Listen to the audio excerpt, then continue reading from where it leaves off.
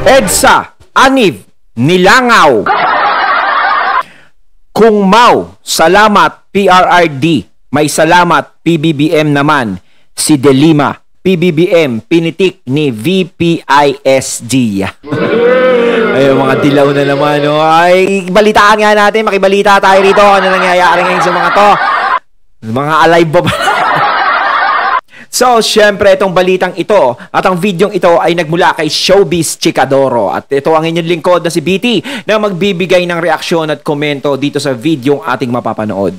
So, wag na natin pagtagalin at sabay-sabay na nating panoorin ang laman ng video na hatid sa atin ni Showbiz Chikadoro at bibigyan natin ng reaksyon ang balitang ito. Pasok! Kitang-kita na sobrang nilalangaw na ang ika-38th EDSA People Power Revolution Anniversary, kaya naman, sa paggunita nito ngayong araw kaliwat kanan ang panawagan ng mga dilawan na buhayin daw muli ang diwa ng EDSA sa mga panahong ito. Kaya daw nangyayari na wala nang nakikiisa sa EDSA dahil sa mga disinformation at historical revisionism, ayon nito kay Chel Jokno, ang politikong nauna ng pinaalam sa publiko na siya ay tatakbo sa 2025 midterm election. Nakita ko ang mga pag-abuso at korupsyon noon, kaya alam kong hindi golden age ang martial law era, sabi pa niya sa kanyang Facebook post. Kailangan daw ipagpatuloy na maging mapagbantay, lalo na sa mga tangkang baguhin ang ating konstitusyon, dagdag pa niya. Ang dilawang si Edsel Lagman ay pareho din ang saloobin na kaya, wala nang nakikiisa sa EDSA ay dahil sa fake news. Ayon kasi sa kanyang pahayag post ay, "The EDSA revolution was not a brilliant spark of a spontaneous moment. It was the culmination of an emboldening momentum spanning 14 long years of struggle and sacrifices of Filipino patriots who steadfastly and courageously opposed and rejected the atrocity, repression, and profligacy of the Marcos Sr. martial law regime. It is an enduring legacy which Filipinos must cherish, defend, and uphold against the malevolence of historical distortion and revisionism, and the importuning of those who would attempt the repetition of an inordinate aberration."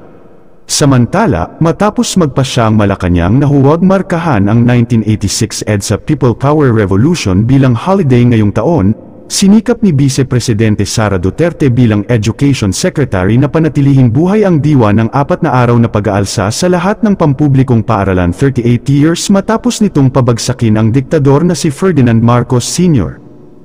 Sa isang memorandum noong ika-21 ng Pebrero na nilagdaan ni Undersecretary Omar Romero, sa pamamagitan ng Awtoridad ng Kalihim, hinikayat ng DepEd ang mga pampublikong elementarya at mataas na paaralan sa buong bansa na magdaos ng mga aktibidad sa paggunita bilang parangal sa ika-22 ng Pebrero, 1986 hanggang ika-25 ng Pebrero, 1986 na pag-aalsa. Ang paggunita ay naglalayong i-highlight ang kamalayan ng mga tao at isulong ang higit na kamalayan sa mga prinsipyo at halaga na pinaninindigan ng EDSA People Power Revolution, sabi ng memo. Kung may ginagawang effort ang administrasyon na pabagsakin ang mga Duterte, tila pagpitik naman daw ito ni Vice President Sara Duterte. Lalo pa ngayon na may salamat PBBM movement na si Leila de Lima. Kung noon may salamat PRRD, ngayon naman ay meron itong salamat PBBM na nagmumula sa mga dilawan. Ito naman ang salamat PBBM na. Paano nakalaya to? Hindi, sa akin kasi yung yung EDSA Revolution, okay, paniniwala nila yan. Kasi yan daw ang pakikipaglaban nila, pag-aaklas tungkol dito sa pagpapahirap sa rehimen ni Marcos Sr., ni Apo Lakay. Marami akong nakausap na tao tungkol dyan sa martial law bago ko ipagtanggol ang martial law. No? Kasi hindi ako pwedeng magbigay ng komento kung hindi ako nag-usisa sa iba. Hindi naman ako umabot dyan sa panahon ng martial law. 'Di ba? Doon ako nagtanong sa mas mga umabot sa martial law. Tinanong ko, ano ba ang naging buhay nung panahon ng martial law? Totoo ba yung binibintang ng mga dilawan o sinasabi nila na talagang maraming taong pinahirapan? Ano ang sinasabi ng mga kinausap ko? Is hindi naman yon totoo. Napaka-safe daw nung mga panahon na yon. No? Napaka-relaxing. Kumbaga, hindi ka matatakot sa kalsada. Dahil kahit kriminal ay takot na takot noong mga panahon na yon. Ang crime rate ay hindi ganoon kalaki. kung meron mang mga napapahirapan, nakukulong, nadudukot, ewan ko man, is pakana nila sa isa't isa yon, hindi ang mga Marcos. Kasi gumagawa ng paraan yung mga yon na mga galit kay Marcos na sila yung magdukutan. Halimbawa, ako, kampi ako sa ganito. Kalabang ko si Marcos. O, papadukot ganyan. 'Di ba? Papadukot. Para ibintang kay Marcos. Ganun yung nangyari. So, kinuwento sa akin. Hindi lang isang tao, kundi maraming tao akong nakausap. Gusto ko nga ikali-serye yung ganun. Gusto kong itanong sa kanila. At live ko dito, ipapakita kung ano yung naging buhay ng martial law. Wala silang nasagot sa akin na, naku, pati kami, naku, nahirapan kami. Alam nyo bang yung mga nakausap ko is tuwang-tuwa nung panahon ng martial law? 'Di ba? Kasi napakaligtas daw nung panahon na yon. Pupunta ka, magpapakita ka lang ng ID, okay na. 'Di ba? Mga tricycle driver nakausap ko, yung mga senior na tricycle driver, is napakaganda daw nung panahon ng martial law. Oh. Bakit walang kumokontra? Puro kayo lang tsaka yung mga kabataan. 'Di ba? Siyempre, bakit gagawin ni Apo Lakay nga naman yun na gumawa siya ng karahasan nung panahon na yon na alam niyang siya din ang babalikan nun. Siya din ang masisira. Di ba? Ba't siya gagawa ng sarili niyang karahasan? Siyempre, merong mga taong gagawa ng karahasan para maibintang sa kanya. Ganun yun. Di ba? Kasi kapag gumawa ng karahasan, sigurado, ang mangyayari dyan, ibibintang kay Apo Lakay yun. Lalong-lalo na kung galit sa kanya yung tao na ginawa ng karahasan na yun. Sa kanya ibibintang. Kaya sa people power kasi, hindi naman natin inaano yan, kinokonto. Sige, magganyan kayo, paniniwala nyo yan. Pero kaya siguro wala na ganong naniniwala is alam na nila ang totoo. Di ba? Kasi kung ganun kasama ang mga Marcos, no? Hindi siguro mananalo si Bongbong Marcos, hindi mananalo si Amy, walang Romualdez sa Kongreso. Pero bakit nakarating sa pagiging presidente si Bongbong Marcos? 'Di ba? Bakit nakarating siya ron? Dahil ang mga tao alam na ang katotohanan. Hindi na maluloko. 'Di ba? Kahit anong gawin na paninira kay Apo Lakay is hindi na tumatalab kasi naramdaman ng mga panahon na yon, yung mga nabuhay ng panahon ni Apo Lakay, yung ginhawa. Mura ang kuryente, mura ang tubig, 'di ba? Mura ang bilihin, mura, 'di ba? Ngayon parang mapapamura ka. So dahil kontra yung mga doon, kontra yung mga gagawa sila ng paraan para masira yung magandang nagawa ni Apo Lakay. 'Di ba? Yung mga taong labas is kinokontra ni Apo Lakay, nilalabanan niya. Yung mga nagsasuffer lang kasi nung panahon na yan is yung lumalaban sa gobyerno. Alam nyo na yung kung anong klaseng pakikipaglaban ang sinasabi ko. Pero kung ikaw naman ay sumusunod at nakikita mo naman tama, susunod ako rito. Walang problema. Kasi minsan kahit pakitaan ng tama, hindi pa rin maganda. Ganun yun eh. Reaction ng well-known influencer na si Mr. Real Talker. Panuuri ng full video para sa iba pang detalye na magsisimula naman pagkatapos ng maiksing intro.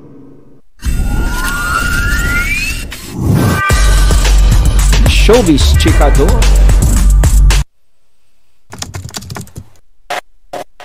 Grabe mga lods, no? Biglang nag-iba ang ihip ng hangin. Dati, kung makapanglait, no, kay President BBM at sa mga Marcos, wagas. Pero ngayon, all praises na. Ang galing din. Ang galing din ni Dilima. Nax, no? A blessing. A blessing. Diba? Napanood ko yun, no? Pinupuri ni Dilima ngayon yung mga Marcos. A blessing daw, Marcos daw is a blessing. Pero dati galit na galit siya. Ganun talaga sila, no? Pero ngayon blessing na. Sala kayo sa init, sala kayo sa lamig. Kasi nakalaya ka. Pero, 'di ba? napakakapal ng mukha nyo na kayo mismo ang nagsasabi dati, di ba, Marcos, magnanakaw, never again! Di ba? Kung ano-ano pa mga pinagsasabi Kinain nyo. din nila yung mga sinabi Pero nila. ngayon, di ba, iba din.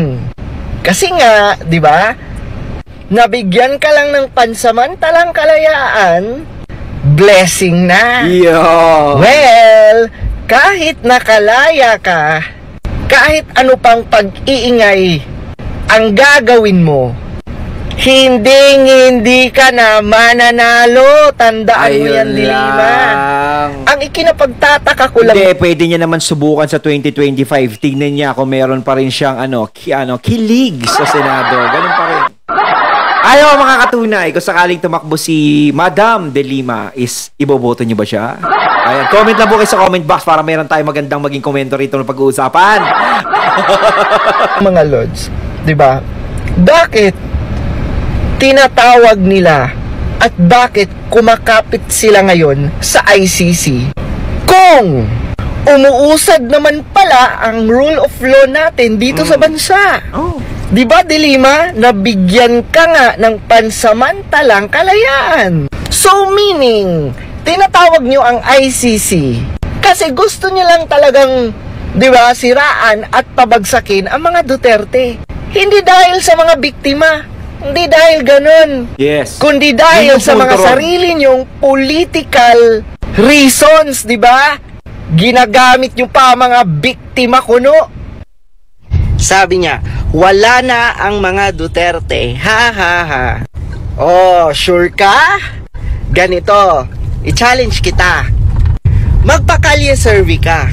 Pakalye survey ka lang, 'di ba? Nang mahimasmasan ka.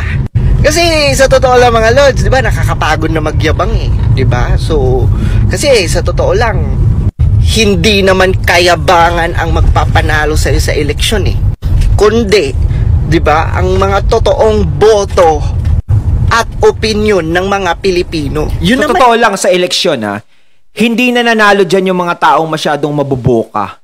Yung masyadong naglalabas ng baho ng iba. Ganto, laos na yan. Hindi na tinitignan ng mga tao yan. Ang tinitignan na lang ngayon ng mga tao is kung ano yung pwedeng magawa ng politikong yon na kumakandidato o mga nagawa niya. Doon sila nagre-rely eh. Ngayon, 'di ba? Kaya kahit anong klaseng paninira is hindi sila nagtatagumpay diyan. Kahit sabihin nila na goodbye Duterte, ayari na kayo ngayon, hindi pa rin nawawala eh. Marami pa rin nagtatanggol sa mga Duterte.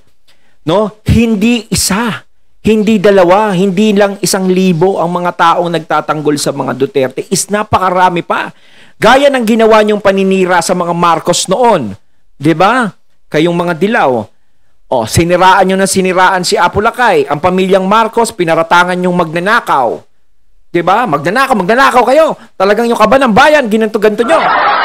Pero anong nangyari? Naging presidente pa rin si PBBM. Naging senador si Senator Amy. Diba? Naglilingkod pa rin sila. At ang mga Marcos, marami pa rin nagtatang. Ganun yun. Kaya sa mga Duterte, kahit anong paninira din ang gawin nyo, is wala pa rin. 'Di ba? Kahit pinagtutulong-tulungan na nga sila eh. Pero ang dami pa rin nagmamahal sa mga Duterte. Taong bayan pa rin ang sumusuporta sa kanila. Kasi alam nyo kung bakit? Ang tinitignan ng mga tao doon kung ano ang nagagawa nila dito sa bansa natin. Kung anong pagtatrabaho at paglilingkod ang nagawa ng mga ng mga tatay nila. Ni Tatay Digong, ni Ferdinand Marcos Sr., doon tinitignan ng mga tao. Hindi sila tumitingin sa paninirang sinasabi nyo. Dahil kung doon sila tumitingin, wala na sa politika yung mga yan. Ang mga Marcos at Duterte. Mani, tingnan mo mga dilawan. Di ba ang yayabang nila? Di ba? Inaangat pa nga nila ang mga bangko nila eh. Ang tanong, nananalo pa ba sila sa eleksyon? Hindi na. Oh. Kaming mga sumusuporta sa mga Duterte, kay Tatay Digong, okay lang. Okay lang sabihan nyo kaming konti lang kami, wala na kami. Ayos lang yun kasi sa totoo lang, Sa totoo lang tayo, lumabas ka ng bahay nyo, magtanong-tanong ka sa mga tao, hinahanap-hanap pa rin nila ang Duterte leadership. Hindi yan pagmamayabang. Magtanong ka, di ba? Marami pa rin talaga naghahanap. At lagi niyong tandaan, baka nakalimutan nyo lang, ang mga Duterte ang tumapos sa mga dilawan. Di ba? Yun lang. Kaya lalo sila kasi di ba naiinis. ganito ang history, back to history tayo. Di ba? Malakas ang Marcos dati kay Apolacay dahil kay Apolacay Sr. Pero pinatalsik ng mga dilawan. Pero may nag-iisang Duterte na pinatalsik niya ang mga dilawan. So, sino ang mas pinakamalakas? Kaya sa totoo lang, i-analyze mo lang yung mga bagay-bagay. Kaya ako, opo, no? Kumbaga sumusuporta Kasi pag nanalo si BP Sara, alam mo, Mr. Talker, talsik na naman ang mga dilawan niya. kami sa mga Duterte. Hindi, yun ang inaano na iniiwasan sigurado. Hindi namin kailangan pa iyabang na, di ba, kami ang marami, kami, hindi na. Sa eleksyon tayo, yun ang basihan. Di ba? Sa eleksyon tayo. Kaya bago kayo magmayabang, no, i-make sure nyo munang solid kayo. I-make sure nyo munang solid kayo. And i-make sure nyo munang solid ang resulta ng mga sinusuportahan nyo. Kasi sa totoo lang, hanggang ngayon, hindi nakakalimutan ng mga tao ang maraming ginawa at pagbabago ni former President Duterte. Ayun, at ating natunghayan ng video na nagbula kay Showbiz Chikadoro at syempre natunghayan din natin si Mr. Real Talker. Ayan mga katunay ha, talagang yung mga dilawan is always palaban pa rin. Comment na po kayo sa comment box mga katunay sa inyong masasabi. So once again, I'm BT and I'm out. Peace.